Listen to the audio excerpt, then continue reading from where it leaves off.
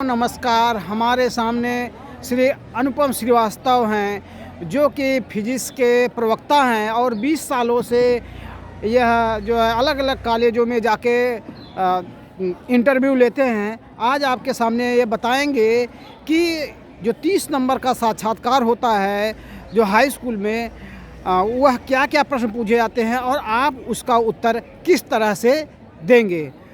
तो श्रीवास्तव सर, आप बताने का प्रयास करें कि कौन कौन से महत्वपूर्ण प्रश्न होते हैं। जी सर, भौतिक विज्ञान की बात करूं साइंस में तो उसमें सबसे मेन पॉइंट पहला आता है प्रकाश का। और प्रकाश के बारे में अन्य टीचर तो बताते ही रहते हैं कि प्रकाश ऊर्जा है या प्रकाश सीधी रेखा में चलता है। भैया ये तो गुण होता है, लेकिन वास्तव में प्रकाश का मतलब होता है कि दुनिया की किसी भी वस्तु को अगर देखा जाए तो जिस कारण से, जिस माध्यम से आप उसको देख पाते वही प्रकाश होता है। अब एक बड़ी बात आती है, प्रकाश में करोड़ों वस्तुएं लोग बताते हैं, लेकिन भाई साहब एक बात समझ लो, बच्चों एक बात समझो, केवल 5 ही वस्तुएं होती हैं प्रकाश में। इसके अलावा आज तक कोई वस्तु नहीं बनी है। इस बात का चैलेंज है, कहीं से भी आप देख सकते हो। पहला होता है प्रदीप्ति वस्तु।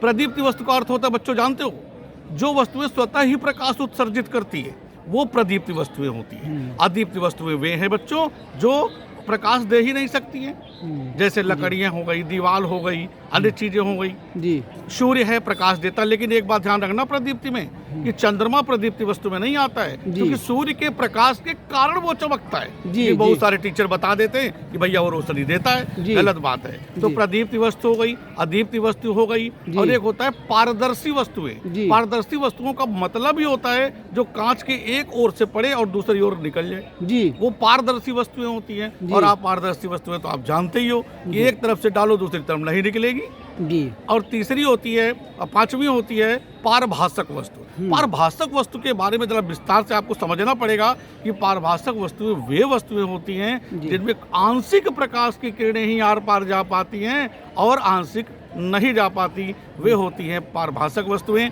एक बार पुनः आपको बता देता हूँ 5 वस्तुओं को: प्रदीप्ति वस्तु, अदीप्ति वस्तु, पारदर्शी वस्तुएं, अपारदर्शी वस्तुएं और पारभाषक वस्तुएं।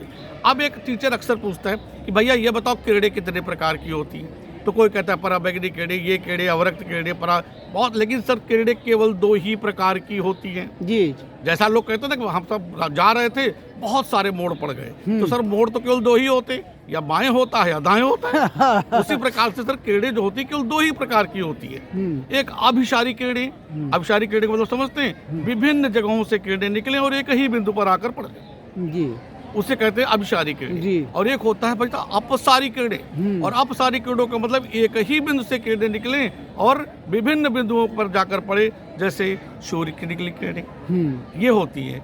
अब बात आती है, अक्सर लोग चर्चा करते हैं कि साहब दर्पण किसे कहते हैं और दर्पण कितने प्रकार के होते हैं। इसका तो बड़ा सिंपल सा भैया तरीका है बताने को। तो लोग बहुत किताबी कीड़े जैसे बता देते हैं, मैं आपको सिंपली बता देता हूँ। साहब एक गोली दर्पण ले लो और एक भाग काट लो। जैसे आप हनुमाना खरीदे जाते हो, तरबूज वाटरमेलन खरीदे जाते हो, तो लगवा के टाका देखते हो लाल है कि नहीं है, तो एक भाग निकल आता है, तो उसका जो ऊपरी परत होता है वो कहलाता है दर्पण जी। कैसे दर्पण कहलाता है? ऊपरी भाग पर हम पॉलिश लगा देते हैं जी, और अंदर वाला भाग कांच का होता है जी। तो अगर अंदर वाला भाग झुका हुआ है, तल दबा हुआ है, तो उसको अवतल दर्पण कहते हैं। अव माने झुका हुआ होता ही है जी। और एक होता है उत्तल दर्पण। उत्तल दर्पण गोली दर्पण के ऊपरी भाग यदि उठे हो उधर कांच का पृष्ठ होता है, तो उसे बोलते हैं उत्तल दर्पण जी।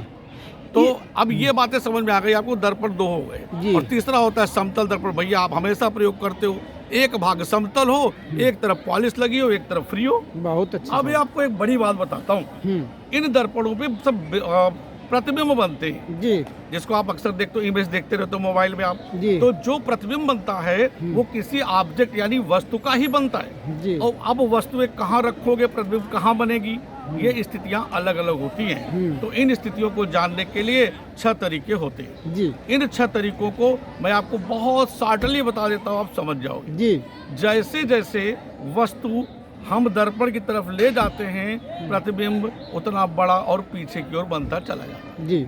बहुत सी सिंपल सी बात है। अगर अनंत पे वस्तु रखोगे तो प्रतिबिंब फोकस पर बनेगा जी। अगर वक्रता केंद्र और फोकस का अनंत के बीच रखोगे वस्तु, हाँ। तो फोकस और वक्रता केंद्र के बीच में बनेगा। जी। इसी प्रकार से आगे की ओर बढ़ते चले जाते हैं।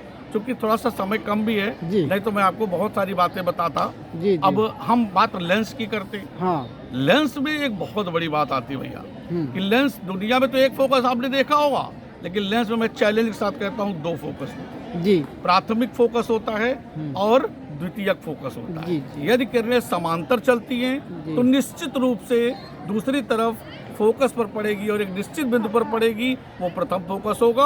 और यदि किरणें एक बिंदु से चलती हैं तो समांतर हो जाती हैं, ये दूसरा फोकस होगा। हाँ सर, कुछ जो महत्वपूर्ण प्रश्न बता दें जिससे छात्र तैयार कर लें और उनका साक्षात्कार बहुत अच्छे से जाए, या प्रैक्टिकल की जो लेने आएंगे अध्यापक प्रवक्ता महोदय, और उसका उत्तर बच्चे दे दें और बहुत अच्छा अंक प्राप्त करें। जी, ये तो लाइट में मैं आपको बता देता हूँ कुछ प्रश्न जो अक्सर जनरल से प्रश्न हैं और एग्जामिनर आपसे पूछते भी हैं। तो सिंपली सा है, बहुत छोटी छोटी, जैसे सूक्ष्मदर्शी क्या होता है, दूरदर्शी क्या होता है, इसके क्या कार्य होते हैं, और वर्ण विक्षेपण क्या होता है। वर्ण विक्षेपण बारे में जरा बताऊं। जब किसी पिंड पे श्वेत प्रकाश किरणें, सूर्य की किरणें दिखती तो पीली है, लेकिन उसको श्वेत प्रकाश की किरणें कहते हैं। और जब श्वेत प्रकाश की किरणें पड़ती हैं तो वो 7 रंगों में बढ़ जाता है, यही वर्ण विक्षेपण होता है। और इसके बाद दोष होते हैं, आँखों में कई दोष होते हैं, लेकिन 3 दोष मेन पूछे जाते हैं। दूर दृष्टि दोष क्या होता है, निकट दृष्टि दोष क्या होता है, और जरा दृष्टि दोष क्या होता है। इसके अलावा मैं आपको बताऊं, आई संरचना पर विचार जरूर कर लीजिएगा कि रेटिना के क्या कार्य होते हैं, या पीत बिंदु का क्या काम होता है, कांचाभ द्रव क्या होता है।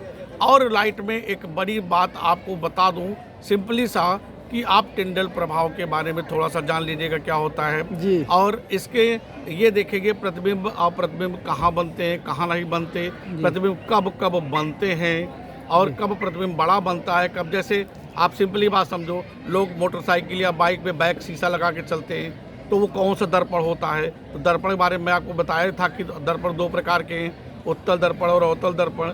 तो जो दूर की वस्तुएं छोटी छोटी दिखाई पड़े, पास की वस्तुएं बड़ी बड़ी दिखाई पड़ती हैं, वो उत्तल दर्पण होता है। जिसमें दूर की वस्तुएं बड़ी दिखाई पड़े और नज़दीक की वस्तुएं छोटी दिखाई पड़े, उसे कहते हैं हम लोग अवतल दर्पण। तो बैक इसमें हम उत्तल दर्पण लगा होता है बैक शीशे में। जी, जी। देखिए बहुत सारी ट्रकें या गाड़ियाँ छोटी छोटी और वे पूरी पूरी दिखाई पड़ जाती हैं। जी, जी। इस तरह के प्रश्न आते हैं, फिर से समय मिलने पर बताइए। बहुत बहुत धन्यवाद, नमस्कार।